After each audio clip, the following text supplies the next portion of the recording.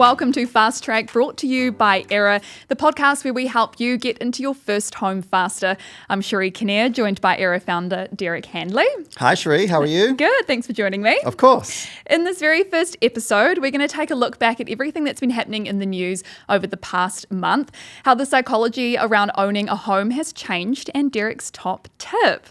So it's been a busy few months to start the year in the housing market, hasn't it? Yeah, things are starting to change and signals are starting to appear. Well, let's catch up with some of the news then. So the OCR dropped by 50 basis points, and the latest CoreLogic Housing Affordability Report shows a drop in the percentage of gross median household income required to service a mortgage. It's now at 46%. So that's quite a bit down from the 56% peak that we saw in 2022-23. I guess the question on everyone's lips is now a good time to buy? I mean, I think if you look at all the signals, it would appear that the last few years have been challenging for a lot of different reasons, both around recession, job security, confidence in New Zealand.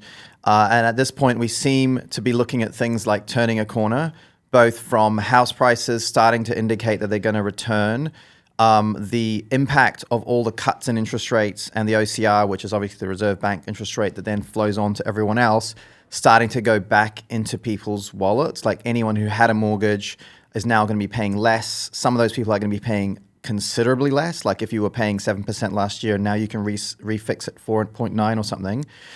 For a lot of people, that'll be thousands of dollars a month, if not hundreds. And so that flows all back into the economy and builds confidence. So it looks like if the Reserve Bank continues to drop that rate a little bit, interest rates could even continue to fall a little bit more this year, which makes all the difference when someone's thinking about how much it's going to cost to buy a home, which will then, I think, trigger back demand and people go out and buy them. Because something else we've seen in the news in the last couple months is the rent prices and that ratio between how much someone's income is going towards rent versus how much their income would go into a mortgage. How quickly do you think we're going to see that gap close? Between the two, I'm not really sure how the gap closes or not, but I think the pressure on rents obviously creates more pressure or more rationale for finding a way to buy or own a home. And a lot of people are renting a property that they would maybe not be able to afford, but they're not getting away from anything by not trying to find a way to buy a home, because rents have also, and this is something that I don't think most New Zealanders know, we all know house prices roughly double every 10 years, but rents also go up between 4 to 5% a year, which is only a couple of percentage points less than house prices. So by sitting there thinking you're going to ride out life through renting, you still have to find more money every year to do it, apart from all the fact of being uncertain in your home, being able to be kicked out at any time, and not having a place to call your own. So the fact that the less of people's household income is being put to a mortgage, I think is a good thing. The fact that rent is costing more as a percentage of income is obviously not a good thing. But those two things combined keep building the case that at the moment for New Zealanders, trying to find a way to buy something that you can call your own is more and more important. Because I think a lot of people just have this idea in their mind that it's cheaper to keep renting and that they're saving a lot more money opposed to buying a home. So as we kind of see that gap close where more percentage of people's income's actually going towards rent, it kind of makes more of a case, right, to say you could be putting this towards your home. Yeah, because you're always paying someone else's mortgage off if you're renting, right? Exactly. And the simplistic argument, and I know not everyone was amazing at maths, school or university, is that it's less money going out the door each week on rent. Or I only pay $600 in rent, but if I had a mortgage for this house, it would be $1,000, and that's way more. But it doesn't, of course, take into account the fact that very soon you're starting to build equity in the house because you're not just paying interest. And over time, as the house grows in value, your wealth in the house grows exponentially, right? So it's not really a comparison to just say, it's $600 out the door or versus $1,000. You have to look at the whole picture of what you're building while you're paying that mortgage. And it's not just something that literally goes out and doesn't come back, which is what rent is. As you're building your equity position in a home, you're both buying more of it each day in terms of paying off the mortgage. But, and this is the facts in New Zealand, whether it's good or bad, that house goes up in value, right? Between 5 and 7% a year. So all those factors make it really complicated to just say simplistically, renting is better. The other thing about buying and your mortgage is more expensive is it's forcing you to save more in a way. Because otherwise, that example below, someone will do something else with that $400. And if they don't do something really clever with it, they'll just spend it. And that becomes the problem where you can't recover. Like, oh, what do I do with that $400? Whereas the people paying away a mortgage, they're being forced to chip away more than they otherwise would be. And yeah, it's really uncomfortable at times, but actually it's what helps build them kind of like that habit and that prudence to save up. Something else that's been in the headlines, and you mentioned it before, about house prices. So the housing market has stayed relatively flat over the past 12 months, but nationwide, the nationwide average property value grew 0.6% for the first few months of this year. Banks are predicting houses to go up anywhere between 3.8 and 7.2%. First of all, what's your prediction for this year? So the greatest thing about economists is they're basically 100% wrong, always. And they constantly talk in the media like they know what they're talking about. And they're all looking at data and they're formulating a position. But if you go back and look at every forecast of every reserve bank or every bank economist, it's almost certain to be 100% wrong every time. So the only thing you can take from it is that they all agree on the direction, which is it's going up. And so that's something that you think, okay, all of the people that look at these numbers are on the same page that the market will grow based on all the different conditions, migration into New Zealand, housing supply, people having more confidence, et cetera, et cetera. So having a period where we just were not sure what was happening and it was really difficult to come out of COVID, moving into a period where everybody's on the same page that things are starting to move is the most, I guess, important thing to think about. And whether it's 3% or 7%, for a first home buyer, it does make a huge difference, because what it means is now the train is starting to roll again and leave the station, and at some point it'll pick up pace, and your job is to try and get onto a train before it runs away from you. So, they're always wrong. So maybe it's 3, maybe it's 10. And you don't want to be in a situation that it's 10. So we've talked to some developers recently who are building a lot of houses right now because they're really, really confident that by July, August, there's going to be a surge in demand. That's someone's perspective, and they're putting all their money on the line with that. And, we're not doing that. We don't build houses. But if someone has that confidence, they've thought, okay, the timing is about to turn. And so the everyday person needs to think, okay, what does that mean for me? And how should I act? Which is interesting, because we've seen there's more houses at the moment available than people can get into, which also I'm assuming plays a bit of a part in that too. The more houses part is what's created the supply impact on prices, right? So if there's a lot of supply, then the prices can stay dampened. But once the psychology of New Zealand is it doesn't change. Once people think the train is moving, you'll have investors that have been waiting for ages on the sideline, instantly buying 1, 2, 3 houses. And then, as soon as there was, as fast as it happened that there was too many houses, we'll go back to the same situation we've been in every other 5 years in New Zealand, whereas there's not enough houses. So you can't forecast like when exactly that's going to happen. But say myself as an investor, if I start to believe the market's now growing 5 to 7% a year, and I like investing in property, I'm going to try and buy as many properties as I can, which will then take them off the market. So these are things that will happen when people start to believe that property is going to be going up 5% a year. It doesn't take a huge amount for people to start thinking, oh, interest rates are coming down, people are getting more confident, people are going to be able to have to pay their rent, maybe I'll buy another investment property. And I think a lot of people have been waiting on the sidelines to do that. Whereas at 7% interest rates, it's much harder. The maths doesn't work as well. We're going to move on now to Fast Track Flashback. This is a part of the podcast that we take a look back on the housing market of the past and how it's changed now compared to the future, and what we can maybe learn from it as well. So on this episode, we're going to look at the sort of mentality around buying a home between the older generation, baby boomers, versus now millennials, Gen Zs, because it really has varied quite a lot. And back then, is it safe to say it was almost like a rite of passage, right? Buying a home? I would think so, right? I would think everyone who was a boomer, whether their parents helped them or the government helped them, there was lots of different ways you could buy a home over those decades. They wouldn't have thought twice about whether they would or would not have bought a house. I don't think that would have been a question. You just did it. It was just something you did. It was more about when would you do it? Earlier, like in your early 20s or in your late 20s. Yeah. That was kind of the spectrum. So I don't think that's how the people think today. It's quite different now. And we've seen a shift in mentality, both from there's the aspect of it's too hard to get into a home and people just giving up and saying, well, it was easier for our parents and we can't buy a home now. But there's also that approach of buying a home's not as important. And I think there's a lot of other things that you see young people prioritize, whether that's even just traveling and wanting to spend all their money and their investments on traveling and experiences, or looking at the idea of I'm just going to keep renting and save myself money. What I do save, maybe invest, which is another element too, where people are thinking that's a smarter way to put your money rather than buying a home. But what do you think that the younger generation now with that mentality could learn from the older generation? So I want to distinguish between the younger generation in New Zealand who are migrants to New Zealand and the younger generation who are, let's say, second generation or more. Because from my experience, 100% of the migrants I've met want to buy a home.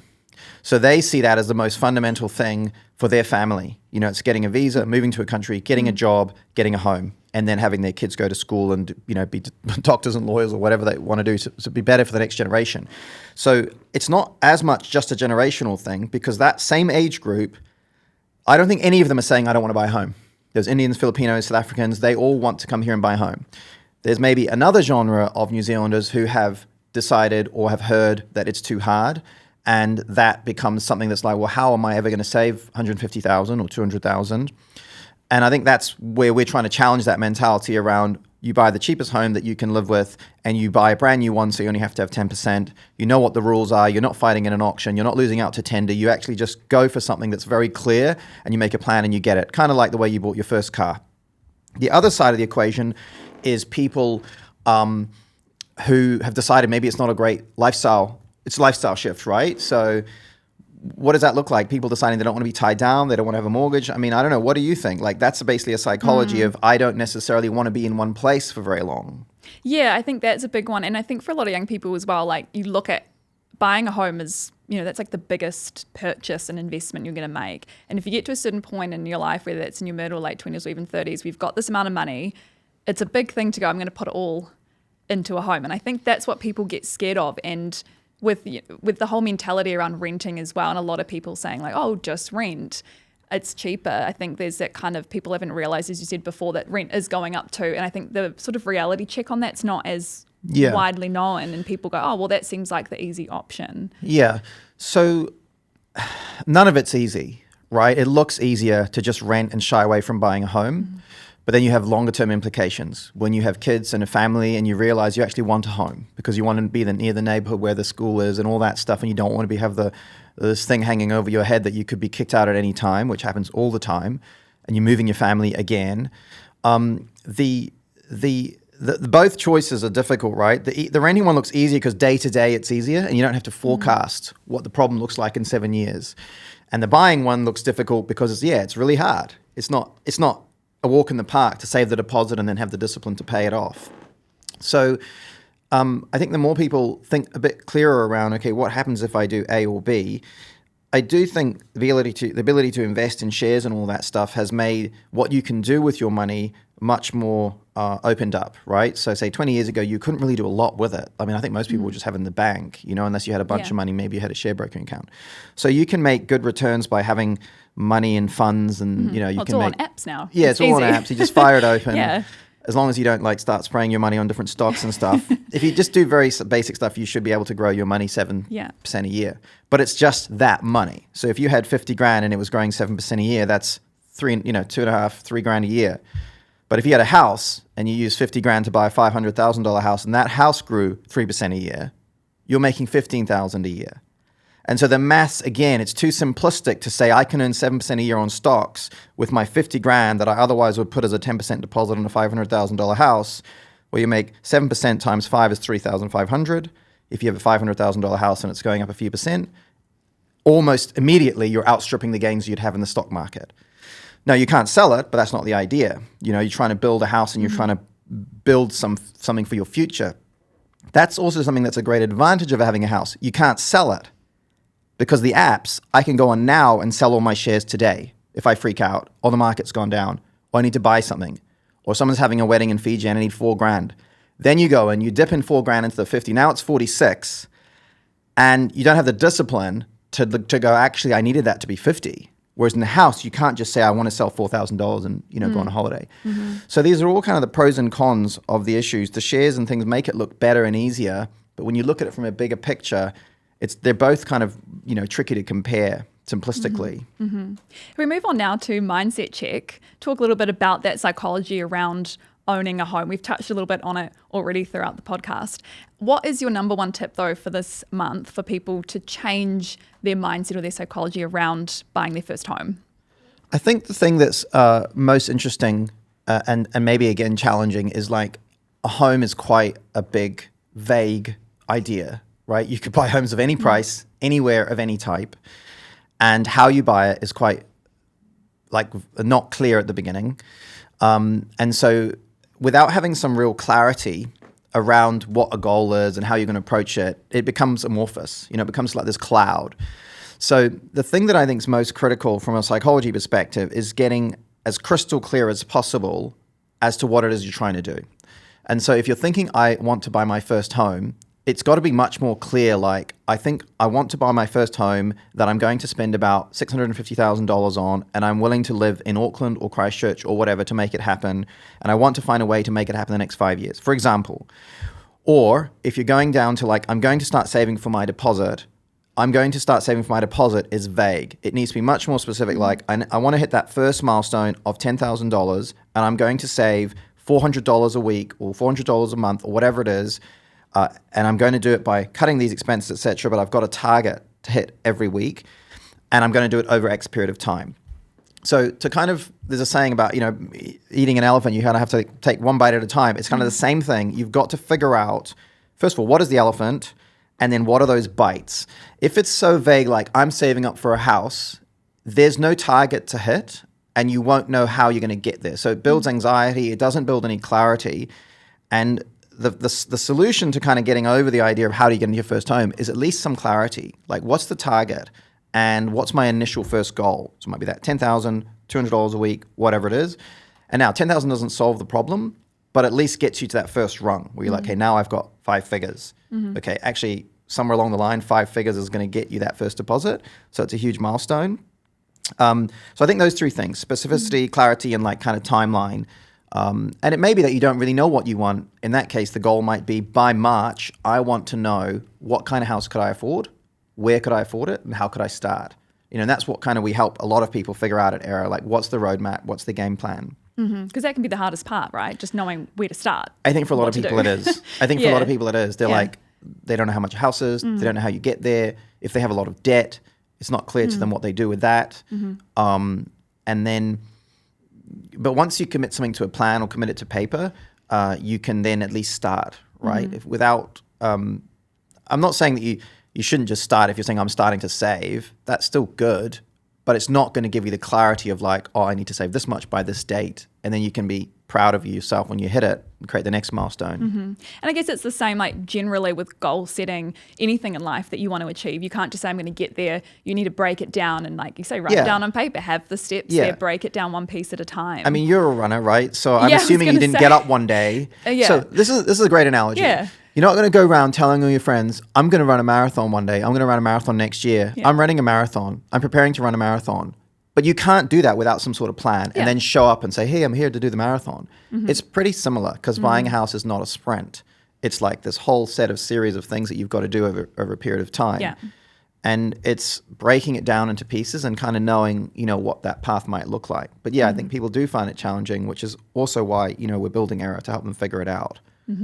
Well, thank you so much for your time and insight today, Derek. Thanks, Chereè. It's been awesome. Yeah, thank you so much for joining us for the first episode of Fast Track. If you liked this episode, make sure you follow, share it on your socials, send it to a friend, and we'll catch you next time.